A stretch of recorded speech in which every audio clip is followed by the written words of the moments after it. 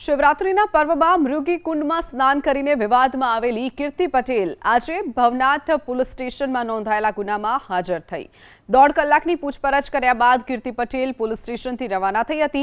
પોલીસે આપેલી માહિતી મુજબ કીર્તિ પટેલ ભવનાથમાં કઈ જગ્યાએ રોકાઈ હતી, કોની સાથે આવી હતી તેને લઈને પૂછપરછ કરવામાં આવી હતી।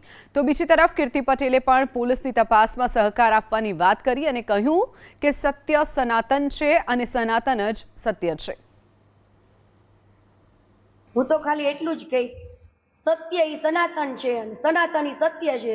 તો દિલથી કહીશ હર હર મહાદેવ। બાકી સાહેબ વાત કરશે ન્યાયની। આગામી દિવસોમાં ઇન્દ્રવાસી બાપુમાં કઈ પગલાં લેવાશે તમે જે જાહેરાત કરી એ તો સમય બતાવશે। 1.5 કલાકની પૂછપરછ કર્યા બાદ કીર્તિ પટેલ પોલીસ સ્ટેશનથી રવાના થઈ હતી।